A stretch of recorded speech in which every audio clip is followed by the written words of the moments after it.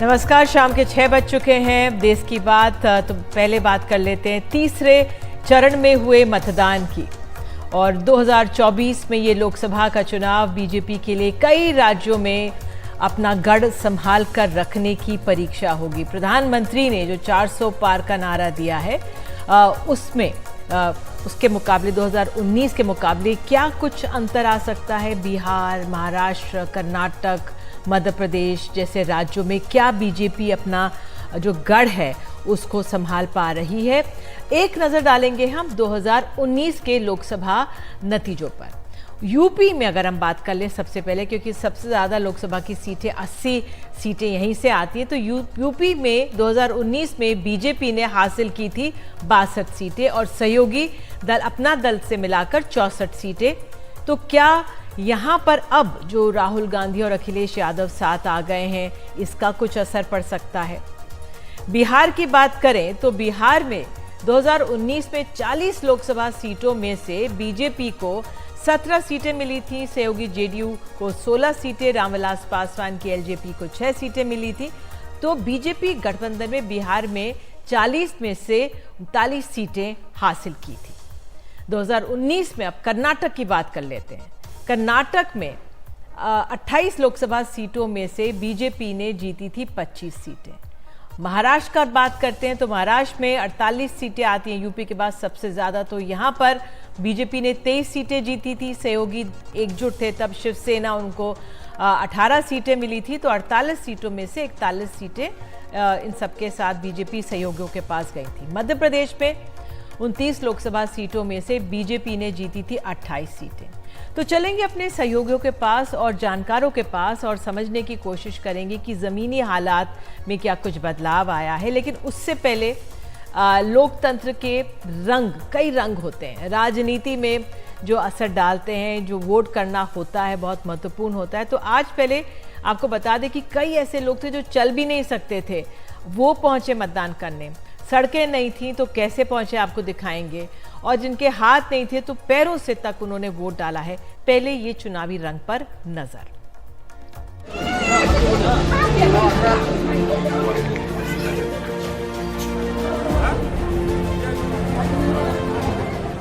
भोपाल की इस महिला का हौसला तो देखिए। पांव साथ नहीं देते, लेकिन लोकतंत्र की रफ्तार बनाए रखनी है। जिनके हाथ साथ नहीं देते उन्हें भी पता है चुनाव का मतलब, इसलिए पांव से वोट दिए, पांव पर ही निशान लगवाए। ये गुजरात के नादियाड का नजारा है। रिजल्ट कड़वा रहा या मीठा 4 जून को तय होगा, लेकिन मालदा के इस मतदान केंद्र पर वोटरों के लिए तो मीठा ही रहा। उनके लिए यहां वोट डालने के बाद मैंगो जूस का इंतजाम किया गया। पूरा मतदान केंद्र मालदा के मशहूर आमों की थीम पर बनाया गया था। यहाँ आम से जुड़े हुए इस पोलिंग बूथ का पूरा थीम किया गया। तो पहले मैं दिखा दूं, यहाँ पे एक आम के शेप में मैस्कॉट फौजली बाबू जो आप वोटिंग बूथ में आपको दिखाई देंगे। सेल्फी पॉइंट बनाया गया है जहाँ पे आम का आर्टवर्क्स दिखाई देंगे, लोग आपको सेल्फी लेते हुए दिखाई देंगे। फिर यहाँ पे जो मैस्कॉट है फौजली बाबू, फौजली आम यहाँ पे होता है। और फिर अगर इस तरफ आप आएंगे तो आपको जो वोटर है उनको आम के जो जूस है वो भी दिया जा रहा है। और फिर इस तरफ आप आइए तो ये देखिए मैस्कॉट यहाँ पे है, लोगों को, वोटर्स को वेलकम करते हुए, स्वागत करते हुए। कुछ ऐसा ही इंतजाम गुजरात के आणंद में भी वोटरों के लिए किया गया। वोट डालने का निशान दिखाओ और अमूल के उत्पादों पर 5 रुपए की छूट पाओ। अमूल डेयरी को दूध देने वाले किसानों को आज हर लीटर पर 1 रुपया ज्यादा देने का ऐलान किया गया। कर्नाटक के हुबली में 3 पीढ़ियां एक साथ पहुंची वोट डालने के लिए, माँ, बेटी और नानी। बेटी ने पहली बार वोट डाला। कोशिश इस बात की रही कि लोग ज्यादा से ज्यादा संख्या में वोट डालने के लिए निकले। असम के धुबरी में पोलिंग स्टेशन पहुंचने के लिए लोगों ने नाव का इस्तेमाल किया। तो जो चल नहीं सकते हैं वो भी लोकतंत्र को आगे बढ़ाने की दौड़ में पीछे नहीं है और दूर दूर से नावें आ रही हैं लोकतंत्र की लहरों का पता देती। तो बहरहाल आइए वापस उस मुद्दे पर जाते हैं कि किस तरह से बीजेपी के सामने जो परीक्षाएं हैं, 400 पार का नारा प्रधानमंत्री ने दिया है, लेकिन क्या कुछ बदला है? इस पर गौर करने से पहले आज जो तीसरा चरण का मतदान हुआ है उसमें कई अहम चेहरे हैं जिनकी किस्मत आज ईवीएम में कैद हो गई है। गृह मंत्री अमित शाह से लेकर डिम्पल यादव तक, दिग्विजय सिंह से लेकर शिवराज सिंह चौहान तक। आइए जरा पहले उन दृश्यों से भी उनको देख लेते हैं।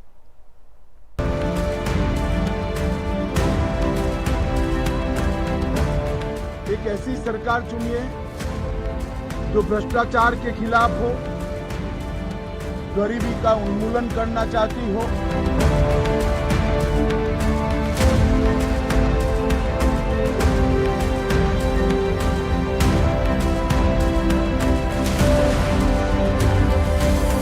ये गढ़ नहीं ये घर है और घर में इस बार लोगों ने मन बनाया, आम लोगों ने जिताने का फैसला लिया है।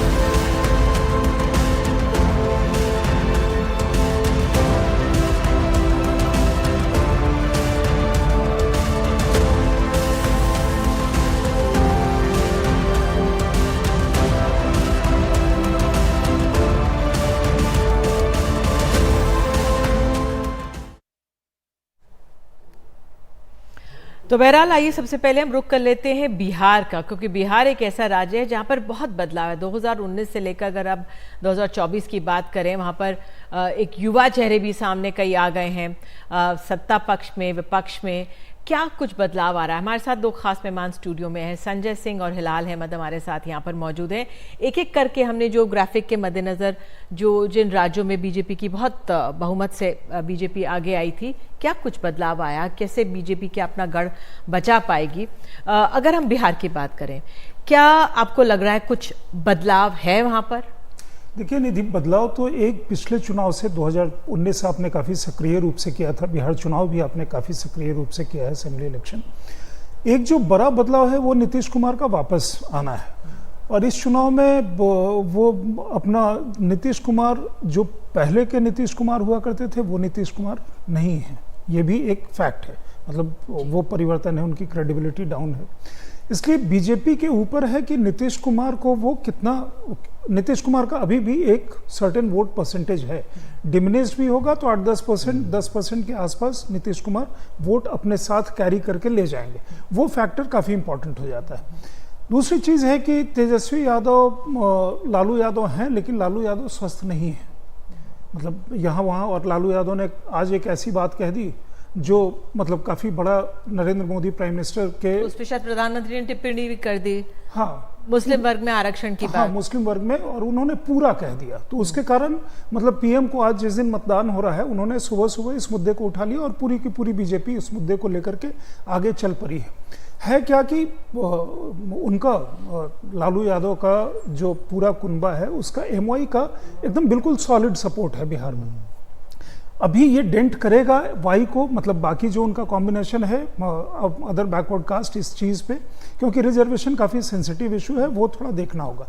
लेकिन एक बात है कि बिहार में कुछ जगहों पे, जैसे पिछले बार 39 सीटें जीते थे 40 में, 2-4 जगह पे मुझे लगता है कुछ जगहों पे कॉन्टेस्ट है, सीरियस कॉन्टेस्ट है। वो एरिया जो है वो बीजेपी के एलाइज का एरिया है। बीजेपी के एरिया में उतना ये देखने को नहीं मिल रहा है, जिस तरह का जिस कॉन्टेस्ट की हम बात कर रहे हैं वो वहाँ पे थोड़ा ज़्यादा देखने को मिल रहा है। इस बार जो ये सीटें हैं बिहार में 5 सीटें, इसमें जो मुस्लिम वर्ग और जो एमवाई वो है ज़्यादा बहुत। मैं हिलाल आपके पास आती हूँ, मुझे कहा जा रहा है प्रभाकर के पास चलने के लिए। प्रभाकर हमारे सहयोगी हमारे साथ मौजूद हैं। प्रभाकर, तो अगर शाम के 6 बज चुके हैं, कितना प्रतिशत मतदान, और इस समय वहाँ से क्या आभास आपको, तीसरा चरण हो चुका है? देखिए, आज हम उम्मीद कर रहे थे, जैसा मौसम का मिजाज था सुबह से, हम उम्मीद कर रहे थे कि आज का मतदान प्रतिशत जो है वो काफ़ी अच्छा होगा, क्योंकि पहले 2 चरण में हमने देखा क्योंकि बहुत भीषण गर्मी थी इसलिए मतदान प्रतिशत कम रहा। अनफॉर्चुनेटली बदकिस्मती से आज भी मतदान प्रतिशत जो है वो 60 के आंकड़े को पार नहीं कर पाएगा, जबकि यहाँ मौसम जो है दिन भर लगभग सुहाना मौसम रहा है और ऐसी कोई कड़ी धूप नहीं थी। तो मतदान प्रतिशत एक ऐसा मुद्दा है जिस पे चुनाव आयोग को शायद और मेहनत करनी होगी, लोगों को और जागरूक करना होगा।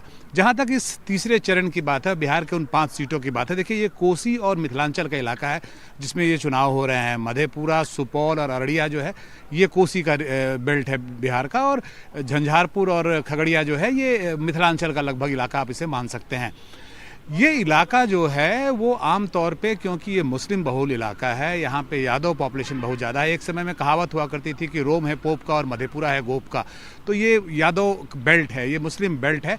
तो यहाँ पे अमूमन आरजेडी और कांग्रेस जैसी पार्टियां अच्छा करते आई हैं। हालांकि लोकसभा में उन्हें सीटें नसीब नहीं हुई हैं, लेकिन अगर विधानसभा के आंकड़ों को आप देखेंगे, स्टेट असेंबली को देखेंगे, तो वहाँ पे इनके पास आंकड़े ठीक ठाक हैं।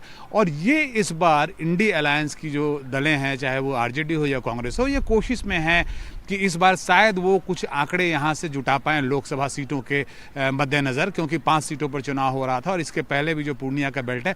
तो कुल मिला के जो ये बड़ा इलाका है कोसी और मिथिलांचल का इलाका, यहाँ पे ये अभी तक इनके पास 1 सीटें थी, इसमें ये कुछ आंकड़े यहाँ से जुटाना चाहेंगे। वहीं पे एनडीए जो है बीजेपी, उसके पास ये 5 की 5 सीट, आज की जो चुनाव हुई 5 की 5 सीट एनडीए के पास है, और उन्हें अपने किले को डिफेंड करना है, उन्हें ये सुनिश्चित करना है कि उसमें सेंध न लग पाए। जी बिल्कुल, यही बात, धन्यवाद आपका हिलाल। जो किले को डिफेंड करना है इस समय बहुत बड़ी चुनौती है बीजेपी के सामने, और रोज नए मसले। अब ये लालू जी का ये आ गया सामने, और प्रधानमंत्री ने इस पर प्रधानमंत्री ने बोला कि जो कह रहे थे मुहर भी लगा दी। तो कितना असर पड़ता है, क्योंकि रोज आए दिन नया मसला आ जाता है। नहीं, देखिए जो लालू जी ने कहा वो अपने आप में बड़ा विवादास्पद है एक तरीके से, क्योंकि तमाम मुसलमानों को आरक्षण मिलना चाहिए तो कोई नहीं कहता, ना ही मुस्लिम संस्थाएं, ख़ासतौर से पासमानदा मुसलमान ग्रुप ने कभी ये मांग ही नहीं की कि तमाम मुसलमानों को आरक्षण मिलना चाहिए। ये बेल्ट बहुत दिलचस्प है, जैसे कहा उन्होंने कि यहाँ पर मुसलमानों का एक जो मत शेयर है, वोट शेयर है, वो ज़्यादा है। लेकिन जो आरक्षण वाली बात है वो एक संवेदनशील बात है बिहार के संदर्भ में। पहली, इसमें 3 चीज़ें बहुत अहम है जिनको जानना ज़रूरी है। पहली बात तो क्या मुसलमानों को आरक्षण मिलता ही नहीं है, जो कि गलत है। मुसलमानों को ओबीसी और एसटी के तहत आरक्षण मिलता है। और बिहार की अगर बात करें तो बिहार में हमेशा से ओबीसी को 2 हिस्सों में बांटा जाता है कर्पूरी फार्मूला के आधार पर। उसमें एमबीसी और उसमें ओबीसी और एमबीसी, अति पिछड़ा और पिछड़ा। और इसमें ये बिल्कुल सेकुलर डिवीजन है। तो इसका मतलब ये बिल्कुल नहीं है कि मुसलमानों को आरक्षण नहीं मिलता, उनको मिलता है। कहाँ नहीं मिलता, वो शेड्यूल कास्ट कैटेगरी है, एससी कैटेगरी जिसमें हम कहते हैं, जिसमें कि मुसलमानों को आरक्षण नहीं मिलता। और जब पासमानदा की बात आती है तो पासमानदा की जो पासमानदा ग्रुप हैं, खासतौर से अली अनवर वाला जो ग्रुप है, वो हमेशा से ये मांग करता रहा है। उसकी 2 मांगे हैं बुनियादी तौर पर, और इस चुनाव में भी उन्होंने 2 मांगे रखी हैं। एक मांग ये है कि जो एससी कैटेगरी है उसमें दलित मुसलमानों को शामिल करे, और दूसरी मांग है निजी क्षेत्र में आरक्षण। मजे की बात यह है कि कोई भी नॉन बीजेपी पार्टी इस मांग को उठाने को तैयार नहीं है। बिल्कुल उठाने को तैयार नहीं है, और जब ये इस तरह की बातें होती है तो पोलराइजेशन होता है, और उस पर फिर फायदा बीजेपी का हो जाता है। बहरहाल मुझे बताया जा रहा है, मेरे 2 सहयोगी हमारे साथ मौजूद हैं। जितेंद्र हमारे साथ महाराष्ट्र से हैं, ये भी एक गढ़ है बीजेपी का, और साथ ही कर्नाटक में जो 2019 में बीजेपी का बेहतरीन प्रदर्शन था, नेहाल किदवई भी हमारे साथ है। मेरे दोनों सहयोगी मेरे साथ है। जितेंद्र, इस समय हमने सुबह से, आपको याद होगा, बारामती और तमाम सीट्स के ऊपर डिस्कशन किया है। वोटर टर्नआउट कैसा लग रहा है आपको? और आज शाम को, अब शाम के 6 बज चुके हैं, क्या आभास वहां से, कितनी बड़ी चुनौती है बीजेपी के लिए अपना जो एक गढ़ है उसको डिफेंड करना? जी नगमा, बिल्कुल। सबसे पहले मैं आपको वोटर टर्नआउट के बारे में बता दूं, और ये मैं बताना चाहूँगा तस्वीरों के जरिए। देखिए 6 बज गए हैं, ऑफिशियली मतदान का वक्त खत्म हो गया है, लेकिन नियमों के मुताबिक जितने लोग मतदान केंद्र के भीतर पहुंच चुके हैं उन सबको मतदान करने का, वोट डालने का मौका मिलेगा। तो आप देखिए ये भीड़ जुटी हुई है बारामती के एक मतदान केंद्र के भीतर, और ये अब से कुछ देर पहले ही 4 बजे के बाद से ये भीड़ जुटना शुरू हुई। हमने देखा कि आज सुबह सुबह 7 बजे के पहले ही मतदान केंद्र केंद्रों के बाहर बारामती पे लंबी लंबी कतारें लगनी शुरू हो गई थी। मतदाताओं में खासा उत्साह था, लेकिन 12 बजे के बाद से जैसे जैसे गर्मी आगे बढ़ी, दिन आगे बढ़ा, लगातार मतदाताओं की संख्या घटने लग गई। लेकिन शाम 4 बजे के बाद से हम देख रहे हैं कि भीड़ काफ़ी बढ़ने लग गई और अभी भी देखिए 6 बज चुके हैं, लेकिन इसके बावजूद इस वक्त इस मतदान केंद्र पर सैकड़ों लोग इंतजार कर रहे हैं वोट डालने का। तो हम ये कह सकते हैं कि अभी शाम के वक्त में मतदाताओं की संख्या बढ़ी है, लेकिन दोपहर को जिस तरह से खाली खाली रहे मतदान केंद्र, तो उससे जो कुल मतदान प्रतिशत होगा उसमें जरूर जो है गड़बड़ हो सकती है और हो सकता है कि कुल मतदान प्रतिशत जो है वो कम निकलकर सामने आए। जहां तक बारामती इस सीट का सवाल है, तो यहां पर देखिए पवार परिवार के ही 2 सदस्यों के बीच में मुकाबला है। सुनेत्रा पवार जो अजीत पवार की पत्नी हैं, उनका मुकाबला सुप्रिया सुले के साथ है, जो कि 3 बार से यहां से सांसद चुनी गई हैं। यहां की सिटिंग एमपी हैं सुप्रिया सुले, शरद पवार की बेटी हैं, उनके साथ में मुकाबला है। और ये मुकाबला सिर्फ इन 2 कैंडिडेट्स के बीच नहीं है, मुकाबला असली मुकाबला तो शरद पवार और अजीत पवार के बीच है, क्योंकि इस चुनाव के नतीजे नगमा ये दिखाएंगे कि आखिर शरद पवार क्या कितना जो है कितने प्रासंगिक होंगे आने वाली राजनीति में, उनका कितना रेलेवेंस होने वाला है। ये इस बात पर निर्भर करता है कि सुप्रिया सुले किस तरह से यहाँ से जीत हासिल कर पाती हैं, जीतती भी हैं या नहीं। चुनाव नतीजों के ऊपर काफी कुछ निर्भर करेगा और महाराष्ट्र की राजनीति में एक बड़ा फेरबदल होने जा रहा है इन चुनाव नतीजों के बाद। बिल्कुल, लोगों पर जिस तरह से दलों का फाड़ हुआ है वहां पर, वो अपने आप में देखना होगा क्या उसका असर होता है। नेहाल हमारे साथ मौजूद है। नेहाल, बीजेपी ने 2019 में 28 में से 25 लोकसभा सीटें जीती थी और महत्वपूर्ण गढ़ है, और इस समय तो बीजेपी की सरकार भी वहां पे विधानसभा में नहीं है। ऐसे में चुनौती थोड़ी है बीजेपी के लिए, या आप कैसे देख रहे हैं वहां पर, क्या आंकलन?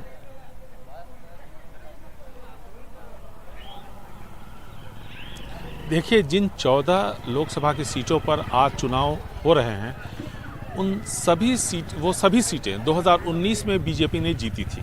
यानी अगर एक भी सीट बीजेपी यहाँ से हारती है तो कांग्रेस का गेन होगा।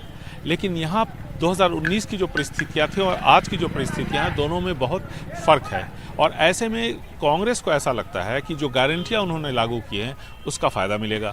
बीजेपी को लगता है कि प्रधानमंत्री मोदी की जो गारंटियाँ हैं वो काम करेंगी। लेकिन यहाँ पर जो महिलाएं हैं, आधी जो वोटर्स हैं वो महिलाएं हैं, और महिलाओं के बीच ये जो 5 गारंटियाँ लागू की गई हैं उसका खासा असर देखने को मिलता है, क्योंकि बसेस की सारी सर्विसेज पूरे राज्य भर में यहाँ की महिलाओं के लिए फ्री हैं। साथ ही साथ 2000 रुपये हर परिवार के महिला मुखिया को मिलता है। तो एक छोटे से गाँव में ये एक बहुत बड़ी रकम होती है, एक बड़ी सुविधा होती है। तो ऐसे में, और बिजली भी 200 यूनिट तक फ्री है, ऐसे में कांग्रेस को उम्मीद है कि ये सारी जो योजनाएं हैं उनके लिए काफ़ी कारगर सिद्ध होने जा रही हैं और उन्हें अच्छी खासी सीटें मिलेंगी। लेकिन वहीं बीजेपी का दावा है कि मोदी की गारंटी अपनी जगह पे है, और ऐसे में बीजेपी अपने पुराने प्रदर्शन को दोहरा पाएगी। चुनौती बहुत बड़ी है, जब नतीजे जून में आएंगे तभी तस्वीर साफ हो पाएगी। बिल्कुल नेहाल, बहुत बहुत धन्यवाद आपका। और महाराष्ट्र बीजेपी पर भी आज चुनाव आयोग ने जो पोस्ट एक्स है उस पर कहा है कि वो पोस्ट आप उतारे। बहरहाल संजय, मैं आपसे, जो महाराष्ट्र है बहुत महत्वपूर्ण है, और जिस तरह से प्रधानमंत्री ने वहाँ पे इतनी लगातार रैलियाँ की हैं 2019 के मुकाबले, इसका मतलब ये है कि प्रधानमंत्री ध्यान दे रहे हैं, केंद्र में हैं उनके, क्योंकि 48 सीटें यहाँ से आती हैं। महाराष्ट्र में क्या कुछ हो रहा है? देखिए, एक तो अभी जो नया अलायंस है, दोनों ही तरफ का एक नया अलायंस है।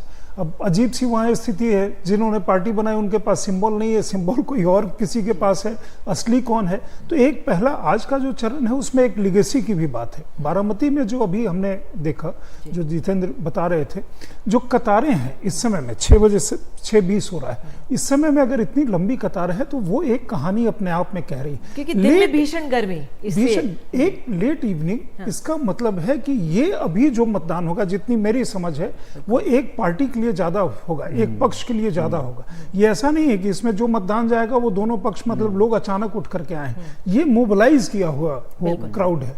तो इसलिए ये लिगेसी में आज का ये वाला जो इस समय लेट इवनिंग मतदान हो रहा है, मेरे ख्याल से ये काफी डिसाइसिव होगा शरद पवार या अजीत पवार के लिए। हिलाल, संक्षेप में कर्नाटक को, एक तरफ आपने सुना नेहाल जिस तरह से बोल रहे थे, राज्य सरकार की तमाम स्कीम्स हैं वो वहाँ पे अच्छा कर रही है, लेकिन गढ़ रहा है बीजेपी का और पूरी लोकसभा की ये सीटें। लिंगायत जी, गढ़ भी है, जी। लिंगायतों का भी गढ़ है, और जी। ये देखना दिलचस्प होगा कि लिंगायत वोट क्या बीजेपी के साथ जाता है कि नहीं जाता है। ये भी बात हमको याद रखनी चाहिए कि पिछली बार दलित वोट बीजेपी के साथ नहीं गया था, और असेंबली इलेक्शन में दलित वोट ने बहुत प्रज्वल बड़ा रेवन्ना का मामला क्या यहाँ पे असर पड़ेगा या नहीं? देखिए, ये सारी सीटें वो हैं जहां पर कि सीधा मुकाबला है, कांग्रेस और बीजेपी 14 की 14 सीटों पर सीधा मुकाबला है, तो इसलिए मुझे नहीं लगता कि उसका कोई बहुत बड़ा असर पड़ने वाला है। दूसरी बात ये कि जो नैरेटिव बीजेपी ने कंस्ट्रक्ट किया उसके बाद में, उसमें साफ है कि वो ये कहते हैं कि हमारे नेता तो है नहीं और एक अलायंस के नेता हैं, और हम जो भी कार्रवाई होगी उसमें हम स्पष्ट हैं, तो मुझे नहीं लगता कि उसका बहुत बड़ा असर पड़ने वाला है। बिल्कुल, हालांकि उम्मीद करते हैं कि इस मामले पर प्रधानमंत्री ने बोला भी है प्रज्वल रेवन्ना पर, क्योंकि अगर 2000 से ऊपर महिलाओं पर इस तरह से होता है अत्याचार तो उस पर असर होना चाहिए चुनाव का।